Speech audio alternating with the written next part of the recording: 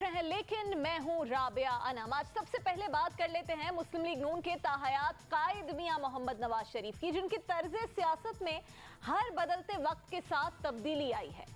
नवाज शरीफ पर यह इल्जाम अपनी जगह कि वो सियासत में जनरल ज़ियाउल हक के आशीर्वाद से वारिद हुए, लेकिन 90 की दिहाई में पीपल्स पार्टी और मुस्लिम लीग नून के दर की तरह 9 अगस्त 2017 को जीटी रोड मार्च के मौके पर मुझे क्यों निकाला का उन्होंने ऐसा सवाल उठाया जो बाद में उनका सियासी नारा ही बन गया। सिर्फ मुझे क्यों निकाला पर रुकी नहीं जनाब। 9 मार्च को बहावलपुर में जलसे से खिताब करते हुए मियां साहब ने मौजूदा निजाम से बगावत का ही ऐलान कर दिया। 13 मार्च को अवामी जलसे से खिताब में मियां साहब ने एक और नारा लगा दिया, कहा वोट को इज्जत दो, और इस नारे को इंतखाबी मंशूर बनाने का ऐलान भी कर दिया।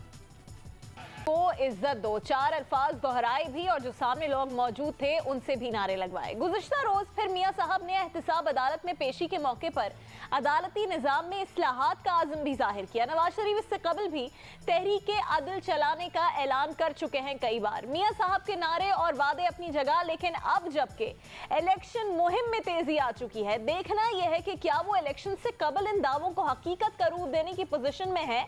और इसी मामले पर हम बात करेंगे। हमारे साथ मौजूद है मुस्लिम लीग नून के अहम रहनुमा, इंतहाई सीनियर रहनुमा, वफाकी वजीर जनाब मुशाहिदुल्लाह खान साहब।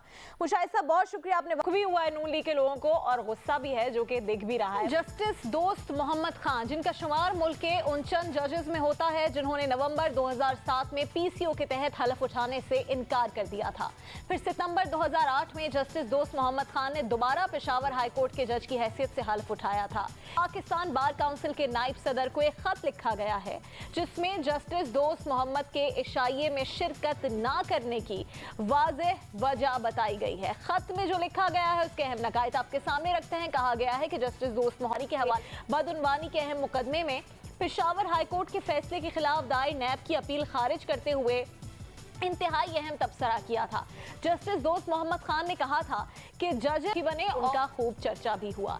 इसी माह के अवाइल में पेशावर हाईकोर्ट बार की एक तकरीब से जस्टिस दोस्त मोहम्मद खान का खिताब भी सुर्खियों की जीनत बना था। जस्टिस दोस्त मोहम्मद खान ने इस तकरीब में कहा था कि बदकिस्मती से कहते हैं तो उन्हीं से पूछ लेते हैं कि आखिर क्या वजह है।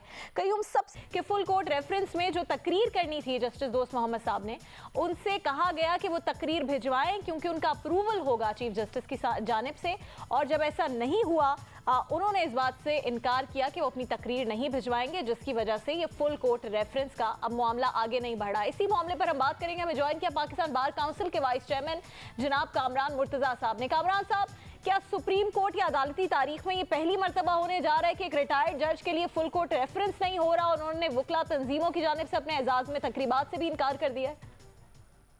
जहाँ तक भी होता है और उस इख्तिलाफ को जाती हैसियत में फिर नहीं देखना चाहिए। कामरान साहब, ये भी बताइए, जस्टिस दोस्त मोहम्मद के रिमार्क्स और फैसले हालिया दिनों में बहुत अहम रहे हैं, जो सुर्खी बने हैं, जो हेडलाइंस में हमने देखे हैं। क्या आप समझते हैं कि जज साहब की शख्सियत इस वक्त जो अदालती मूड हमें दिख रहा है उससे मुख्तलिफ है? क्योंकि ये भी एक तासुर सामने आ रहा है।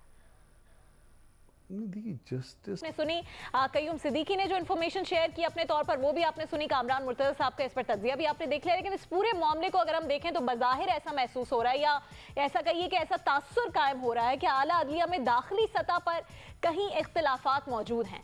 वक्त एक ब्रेक का हुआ है, जिसके बाद बात होगी नई हल्का बंदियों की। बहुत अहम मामला है क्योंकि इलेक्शन सर पर हैं, वक्त कम है, मुकाबला सख्त है, लेकिन बहुत सारे मसाइल हैं।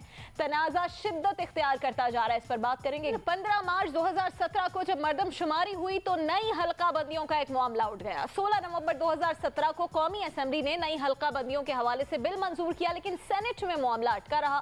फिर बिल आखिर 19 दिसंबर 2017 को सियासी जमातों ने हल्का, जो कि उस कमेटी का भी हिस्सा है जो कि हल्का बंदियों से मुतालिक देख रही है पार्लियामेंट में। ऐसा नहीं है जैसे इस मूवमेंट पर इग्नोर किया जाए। तमाम सियासी जमातों की सियासत अपनी तरफ, लेकिन इस मामले पर जो डिलिमिटेशंस का मामला है, जो हल्का बंदियों का मामला है, जिसकी बुनियाद पर आपका वोट और आपके इलाके से जो शख्स भी नामजद होता है उस पर डिपेंड करता है यह हल्का बंदियों पर, और इस पर बहुत सारी जमातों को तशवीश है और इस तशवीश को किसी भी सूरत इग्नोर नहीं करना चाहिए। इलेक्शन कमीशन को भी चाहिए कि इन तमाम सियासी जमातों से जो इन्होंने वर्किंग की उस पर काम करें और इस मसले को हल करें, ताकि जो हम पिछले 5 सालों में देखते रहे हैं, ना फ्री एंड फेयर इलेक्शंस नहीं हुए, हर जमात का यही गम था, रोक था और मुतालबा था कि फ्री एंड फेयर होने, चाहे आइंदा वाले इंतखाबात, तो अब मेक श्योर करें कि एटलीस्ट जो अब इंतखाबात हों उसके बाद डीलिमिटेशन के मामले को उठा के लोग ये ना कहे या कोई सियासी जमात ये ना कहे कि इंतखाबात फ्री और फेयर नहीं हुए। कल इंशाल्लाह आपसे दोबारा मुलाकात होगी।